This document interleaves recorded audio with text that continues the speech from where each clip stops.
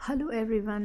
तो आज हम लोग बात करने वाले हैं रविंद्रनाथ टैगोर की लिखी हुई एक बहुत ही फेमस पोयम क्या, ये एक कलेक्शन ऑफ पोयम था जो आप जानते हैं, जिसका नाम गीतांजलि था, जिसमें टोटल 157 पोम्स थी उनकी, जो कि बंगाली लैंग्वेज में थी। लेकिन बाद में इन 147 में से 103 को इंग्लिश में ट्रांसलेट किया गया, और इसी के लिए इसी गीतांजलि के कलेक्शन जो पोएम्स था उनका, उसके लिए उनको क्या मिला था, उनको मिला था नोबेल प्राइज़ 1913 में।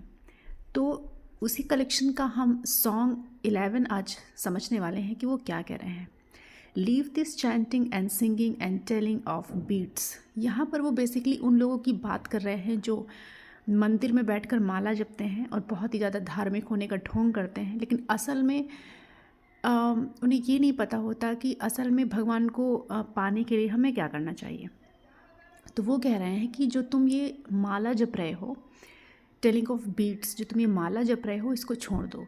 ये जो तुम मंत्र पढ़ रहे हो, ये जो आरती गा रहे हो, गुनगुना रहे हो एक मंदिर में बैठकर, इसे छोड़ दो। Whom dost thou worship in this lonely dark? तुम इस अंधेरे में बैठकर, ये अकेलेपन में बैठकर तुम किसकी पूजा कर रहे हो?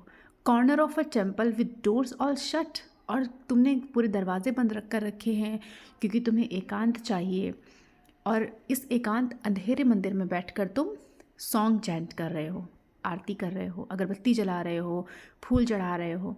ओपन दाइन आइज़, अपनी आंखें खोलो, and see thy God is not before thee, और देखो कि तुम्हारे सामने ये जो मूर्तियाँ हैं इनमें कोई भगवान नहीं है। तुम्हें ये जानना पड़ेगा कि असल में ईश्वर क्या है, उसकी प्राप्ति कैसे होती है। तुम्हें ये नहीं पता है, तुम्हें लगता है कि बस मंदिर जाने से, अगरबत्ती जलाने से, और अपने मन में जो तुमने इतने सारे पाप भर रखे हैं, तुम्हारा जो दिल है इतना छली कपटी है, तो तुम्हें लगता है कि तुम्हें भगवान मिल जाएंगे। तो ऐसा नहीं होगा।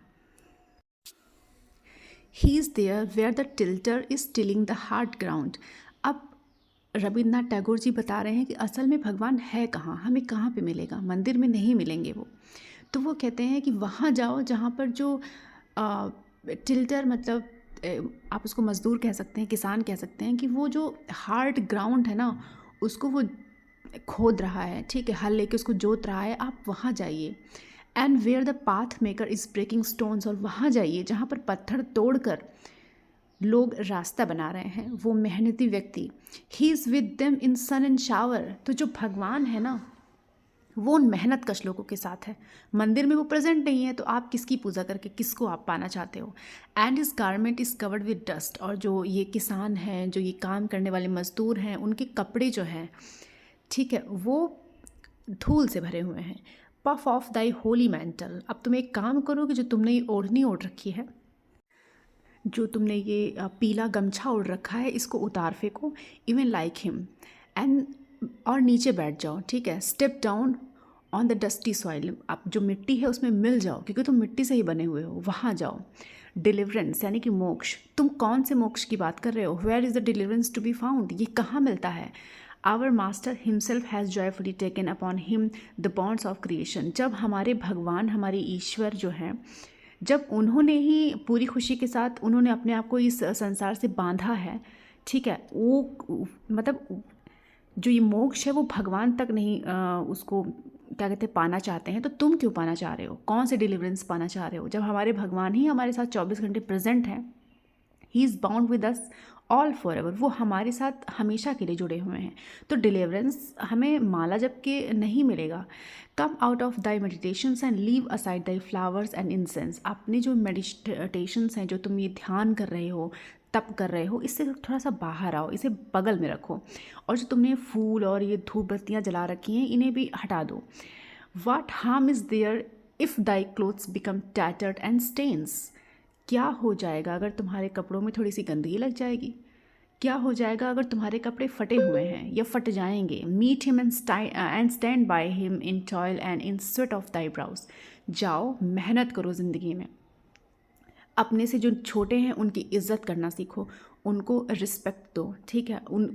एक जो व्यक्ति जो बहुत मेहनत कश है, जो फावड़ा लेके मिट्टी खोद रहा है, वो तुमसे बेटर है, तो उसके जैसे बनो, ठीक है। क्योंकि भगवान तुम्हें कहाँ मिलेंगे? धूल से सने हुए कपड़ों में मिलेंगे, ना कि उस स्वच्छ मैंटल में मिलेंगे जो तुमने ओढ़ रखा है, ठीक है। तुम्हारी जो ब्राउज पे जो पसीना आएगा, तुम्हारे मत्थे पर जो पसीना आएगा मेहनत करने के बाद, उसमें तुम्हें भगवान मिलेंगे, ना कि अंधेरे कोने में मंदिर में बैठकर बीट्स को चैंट करने में या आरती गाने में या वो करने में मिलेंगे।